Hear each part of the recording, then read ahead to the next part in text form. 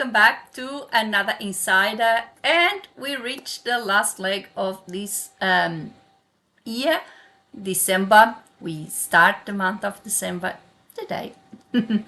And we are now in holiday mode, in summer break for those of us who live in the Southern Hemisphere.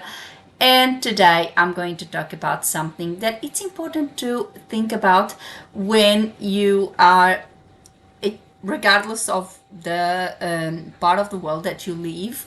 It is important to prepare for the summer break.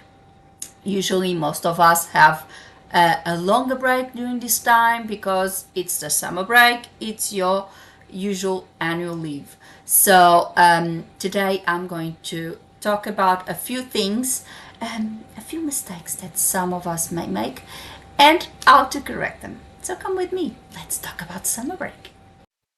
So let's talk about the end of the year, preparing the end of the year, your summer break, if you are in the Southern Hemisphere, of course. And what should you do? Well, as I said before, even if this is not your summer break, for example, for those of you who might be in the Northern Hemisphere, and obviously won't be summer break, but in some countries now it's the end of their financial year. I know, for example, I believe in Portugal, for example, I think the end of December also coincides with the end of financial year for them. So this might be a bit of a mix of things that need to be done, of course, considering the part of the world that you are, and of course what sort of break, if you even going to have one. So first, preparing a report. I would say, for example, in Australia, our end of financial year is, of course, on the 30th of June. And then is when you submit all your reports, your tax return, everything. And usually that's when you prepare your budget and all those things. But there are a few things that, for example, I do at the end of the calendar year. I also prepare a report at the end of the calendar year. I usually prepare a report with the position of the business, how was the calendar year in terms of income, expenses, etc. Basically, it's very similar to what I do at the end of financial year. However, at the end of financial year, that is prepared to then send to the accountant, whilst now it's just an internal thing for me to know, the calendar year as opposed the financial year. I usually prepare this calendar, or should I say this report, with the position, as I said, the position in terms of income, in terms of expenses, things that I want to implement, because most of us, and most businesses, for example, if they have a new website or if they have new things to implement, they usually do it in January. It's a given. It's usually when it happens. So if you have new things to implement in your business, either new website, just cosmetic things like a new look, new color scheme, or something like that, or if you went through a major restructuring and there's a lot of things that are going to change, you need to put all of this information in your report. And of course, all of this needs to be prepared beforehand. For example, if you are on the process of renewing your website, that is not done overnight. It takes time. It takes a lot of time, actually. And you need to research, you need to know exactly what you're going to include, etc., etc. All of this needs to be planned ahead. With time, you need to know exactly what changes do you want to implement. You need to do the proper research in order to know exactly how you're going to implement that change and how you're going to do that change in your business. Because of course, just dream up a change and implement something without proper research and due diligence, of course, is not going to work. And then you have to include all of that in your report, that what you have done, what are the implementations that you are going to put in place the following year, etc., etc. At this stage, I usually don't do my budget at the end of the calendar year. I do it at the end of the financial year because, of course, makes sense because of all the accounting things that are, that happen at that time. If you are in a country where the end of December it's also the end of the financial year, then now it's the time for you to prepare your budget, and these reports and everything needs to be prepared at once. If you work for yourself, just like myself, you do just a report with the position, everything, what you want to implement, and that will suffice. But for example, if you work in a team, if you have, like Updated Words once was, if you have a team of independent translators, if you run a small agency, whatever, if you have more than one person working with you, that is, then you will have to host an AGM and then propose these changes to be approved, etc., etc., etc. So it's a different process.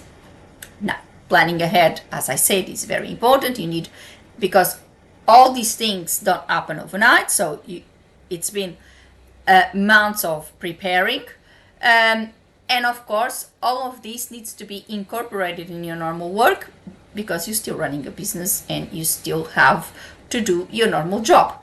So all of this needs to be done over a few months to so you are able to accommodate everything and be ready for the implementation in January. And then, of course, if you are making changes, if you, for example, decided to do a restructure of your business and get new things going on, before you go for this break, just entice your possible clients, entice your audience with what is ahead, what might be ahead for them.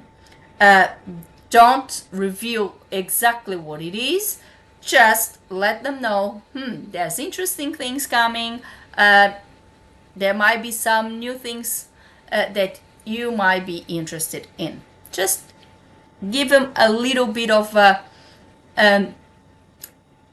clue about it, but just don't reveal it. That will keep your audience engaged.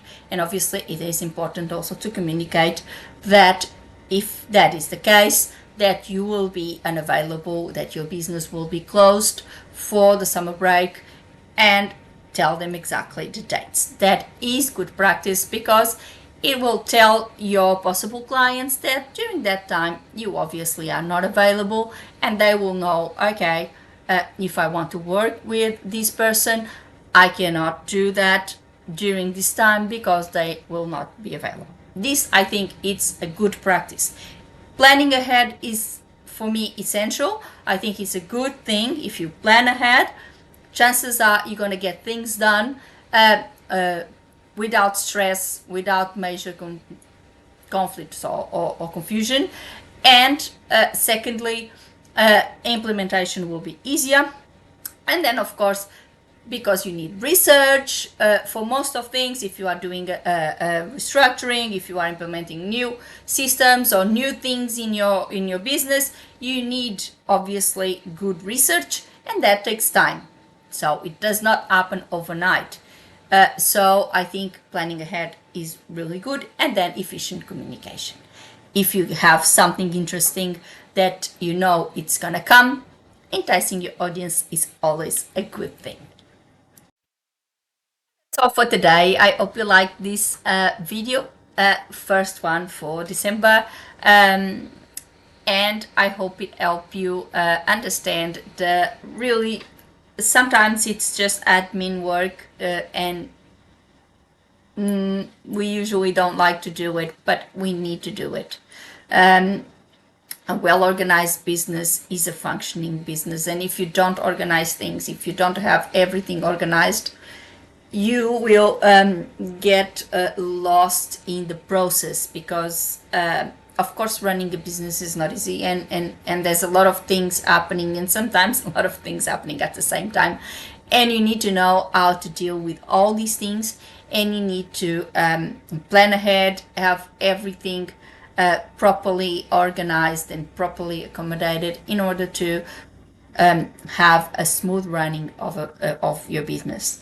Again, and I stress, it is important that you see yourself as a business person and stay away from that freelancer concept that only takes you down to the bottom and sometimes make you end up going in a spiral of wrong practices. So I hope you liked it. If you have any suggestions of something that you would like me to talk about in our insiders, please leave a comment below, ask your questions, suggest, and I am very happy to answer you and accommodate all your suggestions. As you know, and I've been saying this, there are a lot of older videos that I have noticed have been having some track, and people are watching them. I do believe that they may need to be revisited, because there might be, obviously things change, and when you work in an industry that is constantly changing, this what might be the case, or what it may be a good practice, or might be in order today, may not be in order tomorrow. So I think it is in order to revisit some of those videos and update them, so to speak, with more information and a much better approach to what it is the current practice. I will be doing that in 2026. I've already said that. From February, I will be revisiting some of my old videos and bring new information. So if you have watched any of my older videos and you would like me to give you some more information about them, just leave a comment below. I'll be very happy to answer your queries now, and of course then in 2026 revisit all those videos and start fresh with more information.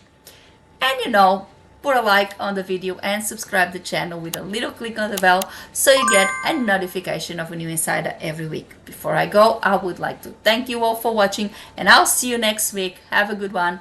Bye.